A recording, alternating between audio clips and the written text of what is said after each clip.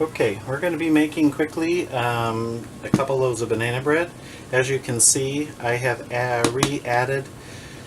In a previous video, we went over adding or how to prepare bananas for any kind of recipe. So you can see here still that there is no or very little juice left.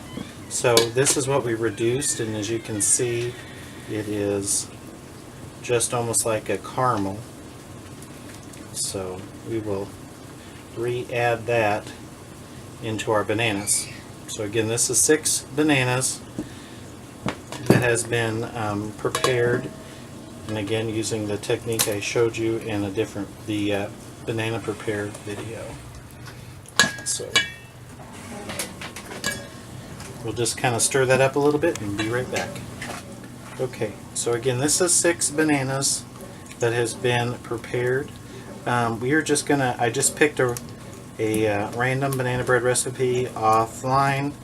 I think it was an all recipe one. So, but first I want to be able to mix in kind of my wet ingredients first. So since I'm doubling the recipe, again I want to make sure that all that banana caramel is kind of mixed up. So that's why I'm mixing my wet ingredients first. So since I'm doubling the recipe, I need to do... Okay, so I finally grated my butter now. As you can see, it's just kind of in little shreds, almost like cheese, and that's what I kind of wanted. When you keep your butter cold and your mixture cold, it seems to rise a lot better. So I just try to keep everything as cold as possible. It does work better when you have frozen butter, but today I didn't want to really mess with. It's a little harder to mix when it's frozen. So the next part of the recipe calls for 3/4 cup brown sugar. So I'm going to mix up again the sugar in there because this gives it a little more consistency. So 3/4. So I would do a 1.5 cups. And again, sometimes baking is just best guesstimate. So that's what I want to do right now, is kind of just mix the bananas, the 4 eggs, the 1.5 cups of sugar, and the butter, and it just kind of creams it a little bit. And you can see, I mean, you can imagine that if I hadn't reduced the bananas, that how much more extra liquid would be in this right now. I mean, this is pretty liquidy, and again, all it has in it is eggs, sugar, the bananas that I reduced, and butter. So that is why most banana breads and muffins and things are just so dense and they're flat, because they can't raise with all that extra. So you can see now that the butter has kind of disperses through a little bit more, kind of just flakes through it, and that's what we want. So when we add our flour, it disperses a little bit better, and it's not melted. It's not, I don't have to waste my time softening it. I can just grate it, and it's a fine grate, and throw it in there. It's all done. So okay, now I'm going to add my dry ingredients, and we'll come back in a second. So I've added 4 cups of this organic all-purpose flour. I've added a little over 1/2 teaspoon of this just Himalayan sea salt. It's already kind of finely ground. And I've taken just regular baking soda, and added it into the sides. Now the baking soda I always sprinkle on the top to make sure that there's no clumps, because nothing's more irritating than biting into a piece of banana bread and having a big clump of baking soda in it. It kind of ruins the whole experience for everybody. So that is the ingredients I added, and I just kind of sprinkle them on top, and then I just kind of fold this in to kind of get it reconstituted. Let that oh, and then I added a little vanilla. I forgot about that. I added the vanilla. It's just this clear 100% vanilla. It's we got it from the Amish store. The original recipe I found did not have vanilla on the recipe, but I just like adding just a little capful or a little bit of vanilla. just to kind of give it just a little extra. I think banana and vanilla kind of go well together. So now that we've added the 4 cups of flour, we can kind of see that, you know, it's starting to become more like a bread than it is more like this just gloopy mess that normal banana bread usually has, because it has all that extra. I mean, I probably reduced out a half a cup of moisture, and when you have that extra moisture added into your recipes, it can throw off all your ingredients. I mean, baking is science, and then you add extra fluid or extra liquid to something, it's gonna cause problems. So I'm gonna mix this up a little bit more by hand, and then and I'll kind of show you a topping that I make. Okay, I just used a quick beater to kind of incorporate it a little bit. You can kind of still see some of the carameled bananas kind of floating through there. That's okay. When they get hot, they'll kind of melt and just kind of blend. So as you can see, this is a pretty dense batter. So you want to kind of mix it a little bit more than you normally would. I kind of prefer to activate the gluten in it a little bit, so it has more of a, when you bite into it, because it raises so much that you want to be able to have that, you know, bite to it. So when you're biting into it, it's just not too much air. You want it to have that little extra chew. So again, this is for 2 batches, and again, just imagine an extra half a cup or 3/4 cup of water added to that. It would just make it into a big soupy mess. So okay, we'll set those aside and prepare our pans. We've just got a little, I just set my spoon in that one, so it has a little bit of extra in it. But what I do is I usually just take a little bit of butter with my hand and just rub it in. The butter absorbs, as it heats up, it absorbs into the batter, so you don't have like oil and flour. When you add the oil and flour, it sometimes can just sit there and be cakey. This also helps the bottom to brown and give that extra little crunch on the outside. Caramelizes that sugar that is in the batter. So again, all caramel is, you know, sugar and butter and a little milk. So we'll just add it in there, a little extra. Okay, so we'll finish getting these prepped and be right back. Okay, so I finished just kind of rubbing this in. I just kind of, again, my hand will warm the butter a little bit and kind of liquefy it, so it allows it to just spread just a little bit more evenly. I don't want it, you know, sticking in one area and not the other. So again, I just kind of, again, rub. You can use cooking spray and you can use baking sheets, but you know, what you put in your stuff is kind of what it tastes like. And you use a canned cooking spray or something, which they are handy, but it kind of gives it that artificial oil flavor, I think. So this is what me and our family enjoy doing. So just take your batter, and I just kind of do a scoop at a time and then measure it out that way. It doesn't have to be perfect. You just kind of want it as even as possible. So because you are baking them together, you want them to bake together. You don't want them to be so disproportionate that one is done faster than the other, and then you will truly have a big doughy mess in the middle. So you just separate it 1 spoon at a time.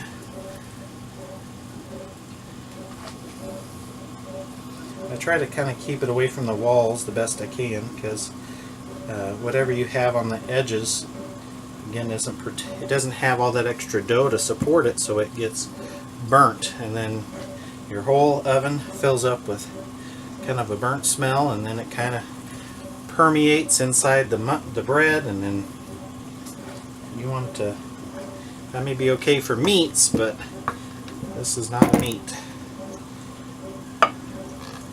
So just finish putting this in and get it added in here real quick. As you can, I mean, This again, that banana preparation can be used in muffins and bars, and it just gives it that extra lift, but it also concentrates the flavor, so you have a very strong banana flavor without all the extra moisture.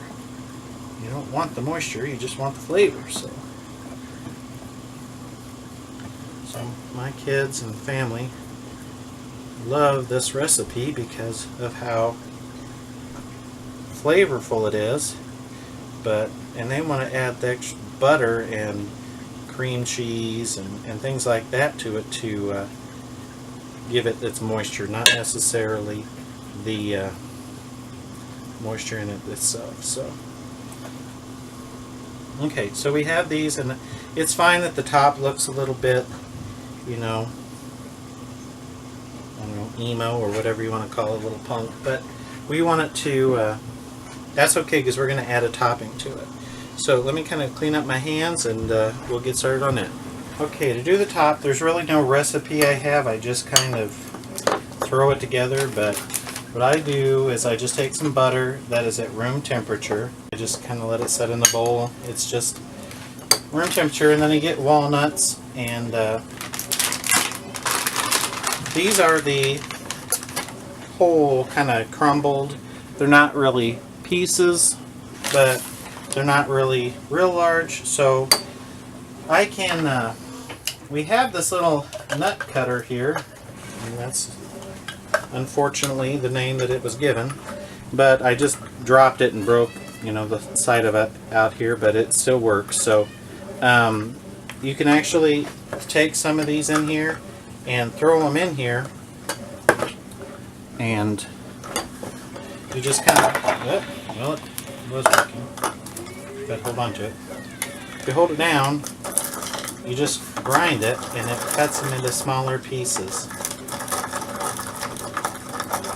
So I want some of it to be in smaller pieces, but I don't necessarily want all of it in smaller pieces. So I just do a small portion of it, and the rest I just break with my hands so that some of it is big, some of it is small. So, okay, now that we're kind of back in, so I've cut just a few, and I'm just going to dump it in here, and I'm going to make this for both. So the rest of the time I just kind of take them and I just kind of squeeze them and break them into just bigger chunks. They don't necessarily have to be real exact, but I also kind of want to look to make sure there's no holes or anything, even though I'm sure when they package them they check.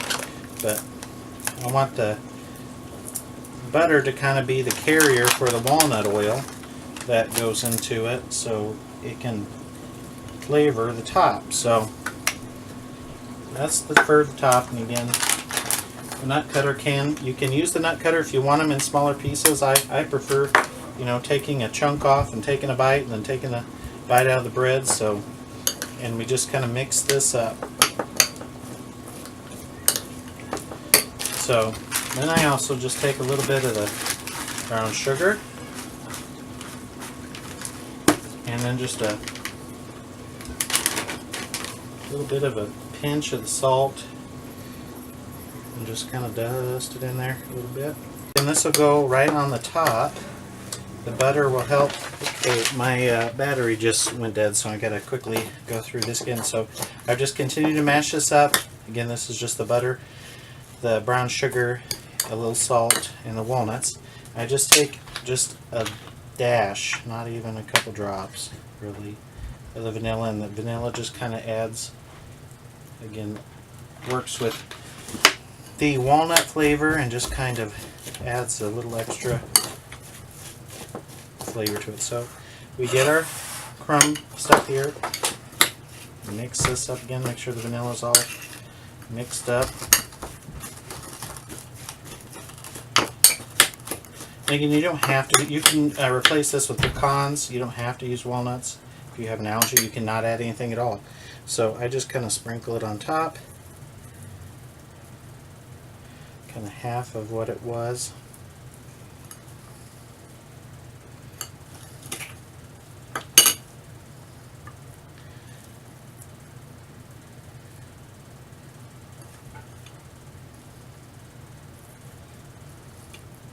And again, it'll kind of go down a little bit, so you can kind of, as it caramelizes, it'll lay down a little bit. But so that's what it kind of looks like.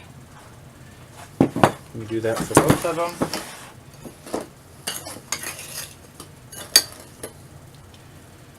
There's different streusels and things you can make. You can make it with just oatmeal and brown sugar. And I'm not even sure streusel is the right word that you would use. It's not really like what you put on a blueberry coffee cake or anything, but because it's more it's got a little more butter and stuff to it. But again, that butter and all that walnut flavor melts, and it just seeps right into your bread and gives your bread, without having the chunks of walnut in it.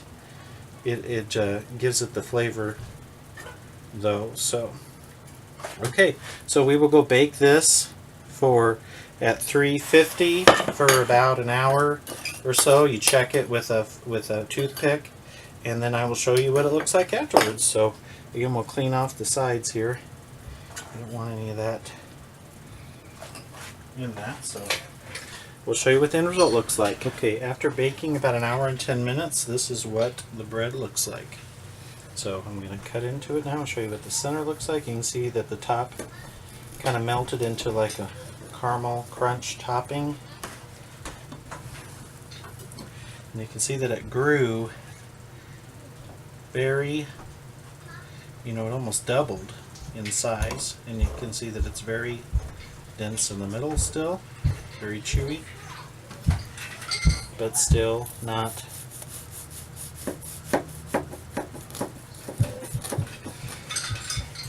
wet like normal banana bread looks like. So as you can see,